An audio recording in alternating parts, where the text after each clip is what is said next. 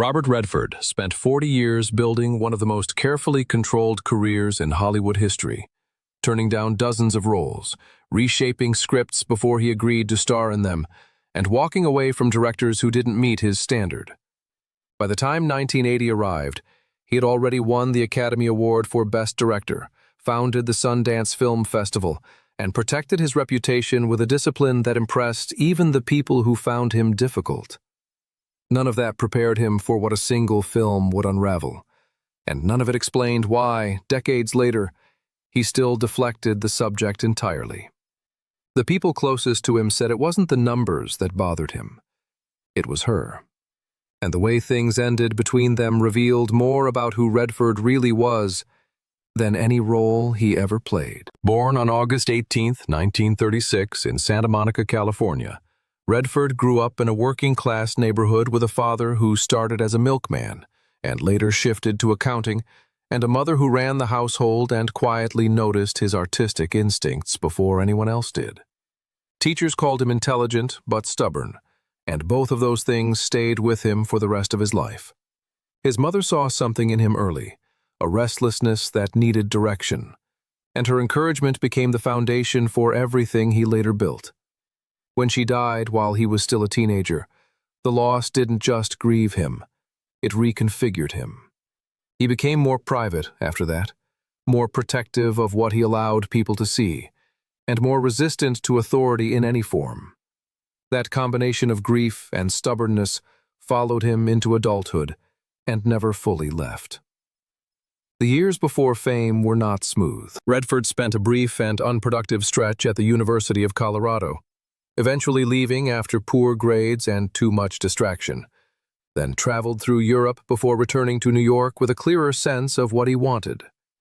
He enrolled at the American Academy of Dramatic Arts, and that's where acting stopped being something he drifted toward and became something he actively pursued.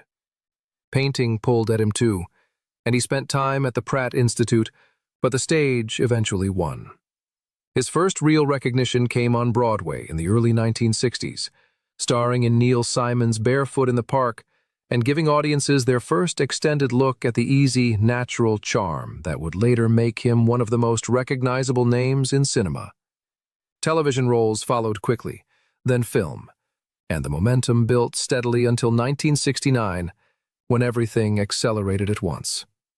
Butch Cassidy and the Sundance Kid changed the scale of his life entirely. Paired with Paul Newman in one of the most celebrated on-screen partnerships in American film history, Redford brought a cool and quiet intensity that made critics reassess what they expected from him. Newman carried the looser, more playful energy of the two, and the contrast worked beautifully. Audiences responded to them as a unit, and Hollywood, which had been watching Redford's rise with growing interest, suddenly understood what kind of star it was dealing with. The Way We Were followed in 1973, pairing him with Barbra Streisand in a romantic drama that became a cultural touchstone.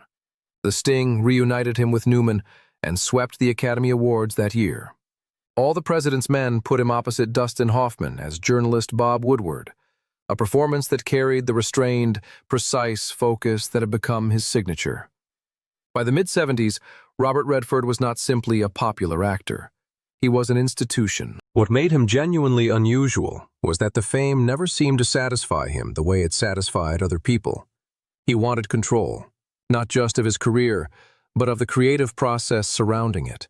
Scripts got rewritten before he agreed to them. Directors heard his opinions on editing choices, whether they requested them or not. Producers who tried to rush him or override his instincts generally didn't work with him a second time.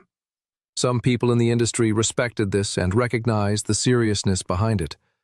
Others found him impossible to work alongside. His move into directing deepened the pattern significantly.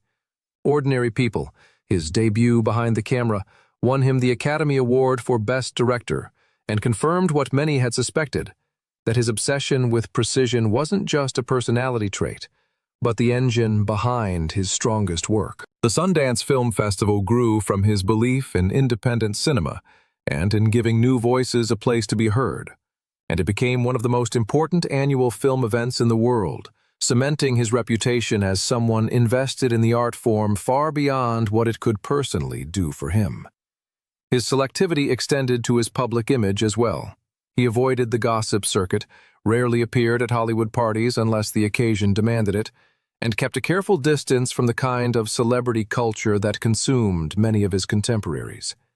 He had always been more interested in what a film meant than in what it earned, which put him in conflict with studios regularly, but gave his career a consistency that very few actors at his level ever achieved. The roles he chose to play and the ones he refused defined him just as clearly as the performances themselves.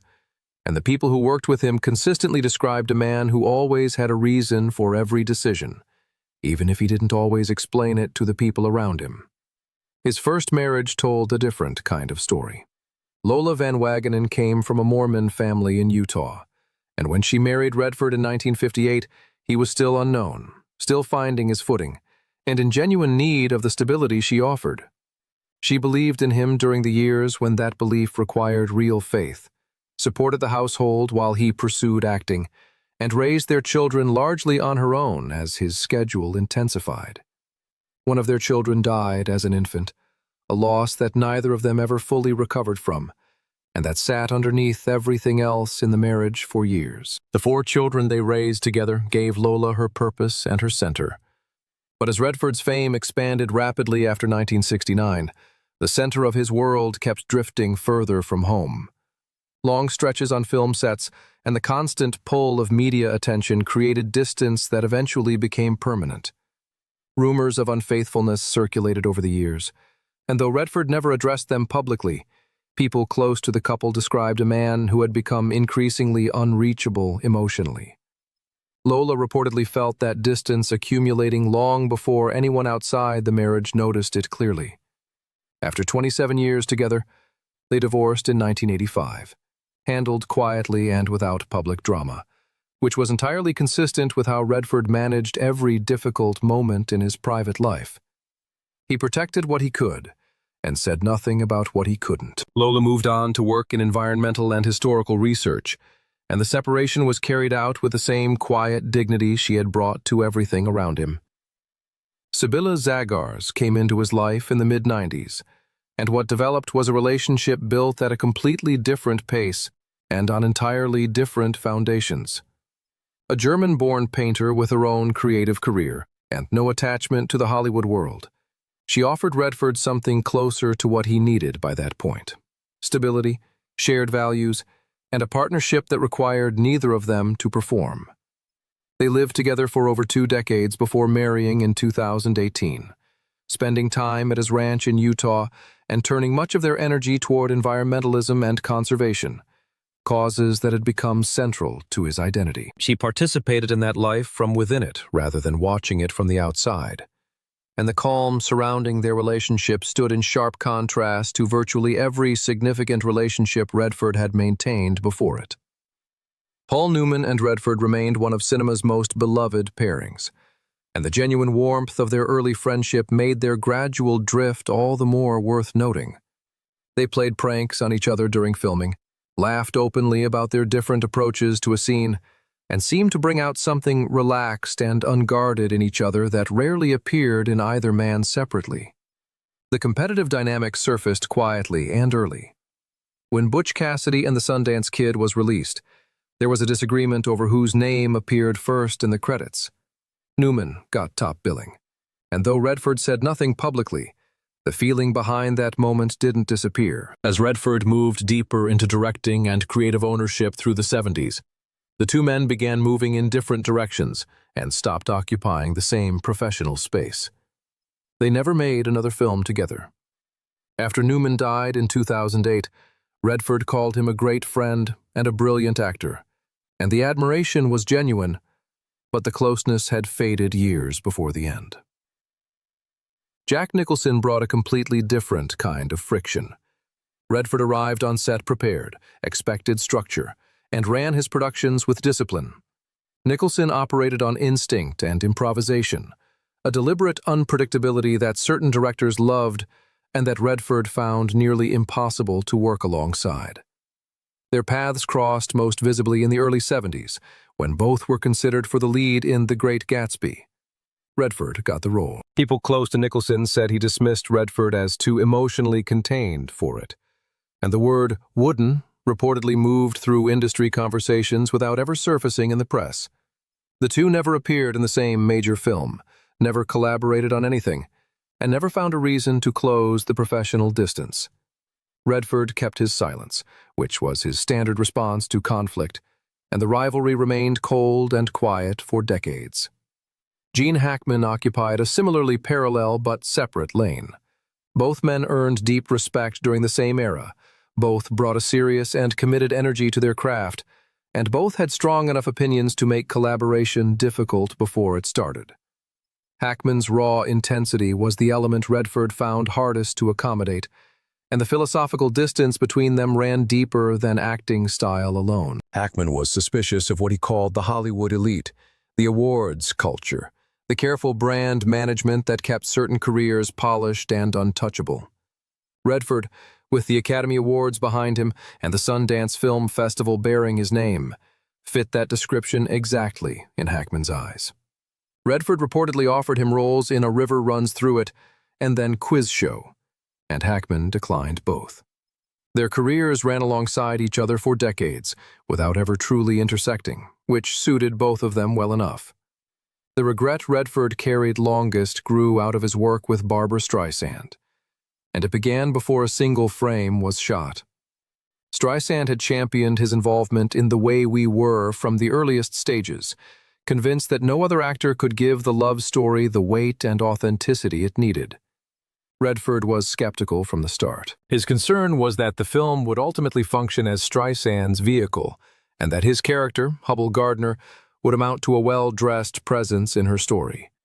He agreed to participate only after working directly with writer Arthur Lawrence to expand and deepen the role, pushing for scenes and emotional moments that brought both characters closer to equal footing. That negotiation before filming even began established the dynamic that would define everything that followed between them. On set, the differences became impossible to ignore. Streisand pushed for emotional intensity across every scene, improvising lines, adjusting her delivery across multiple takes, searching constantly for something that felt unscripted and alive. Redford preferred arriving prepared and delivering what had been agreed on. He found her approach exhausting, not because she lacked talent, but because the constant emotional pressure and her habit of pulling scenes away from the script felt like a disruption of everything he valued in filmmaking. She found him cold and shut down, unwilling to meet her emotionally, even when the scene made it necessary. The crew worked around a tension that both actors kept beneath the surface, but that everyone present could feel building across the production. The Way We Were became one of the biggest films of 1973, and audiences watching those two performers assumed something genuine was happening between them off-camera. What was actually happening was two skilled professionals who barely connected outside of scenes, doing the work well enough to make discomfort read as longing. After the film, Streisand spent years developing projects and pushing for a reunion, reaching out through the 80s and 90s with sequel ideas and new collaborative proposals. Redford declined every one of them. In 2016, Streisand admitted publicly that his refusals had wounded her and that she never fully understood what had broken between them. Redford's answer was simple and consistent. One film had been enough. The experience wasn't one he wanted to repeat, and everything that needed to be said had already been said. He had always been a man who knew exactly when to walk away, and on the subject of that film and that partnership, he walked away and never looked back.